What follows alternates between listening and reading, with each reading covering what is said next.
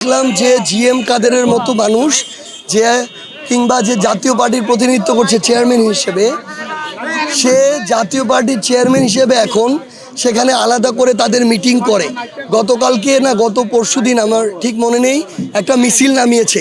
তাও আবার কাকে পুনর্বাসনের জন্য মিছিল, সেখানে জাতীয় পার্টির যে মেয়র মোস্তফা তাকে সেখানে পদে ফিরিয়ে আনার জন্য মিছিল। মানে কত বড় সাহস, আওয়ামী লীগের একজন মেয়রকে পদে ফিরিয়ে আনার জন্য মিছিল করা হচ্ছে।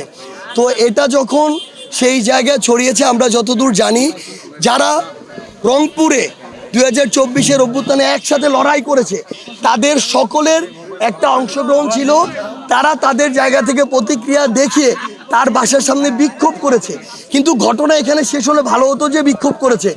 আমরা যেটা দেখেছি, ওইখানকার কিছু স্থানীয় জাতীয় পার্টির সন্ত্রাসী সমর্থক তারা তাদের দেশীয় অস্ত্র নিয়ে প্রথমে, আপনারা জাস্টিফাই করে দেখবেন, প্রশাসন এই তথ্য দিয়েছে।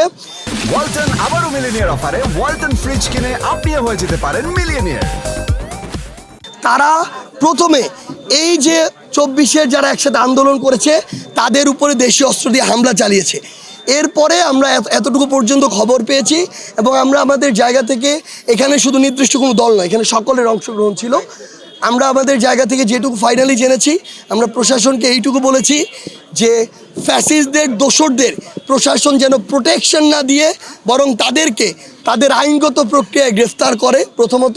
দ্বিতীয়ত, অভ্যুত্থান এর সময় যারা একসাথে লড়াই করেছে তাদের যদি ওই ফ্যাসিস্টদের, দোসরদের দ্বারা কোনো রকম ক্ষতি হয় তাহলে সেই জায়গায় প্রশাসন তাদের দায়িত্ব যদি পালন না করতে পারে তাহলে আমাদের তখন আমাদের জায়গা থেকে, সেটা একটা দল হিসেবে নয়, আমাদের সহযোদ্ধাদের যেহেতু আক্রমণ করেছে আমাদের অবশ্যই সেখানে গিয়ে তাদের পাশে দাঁড়াতে হবে।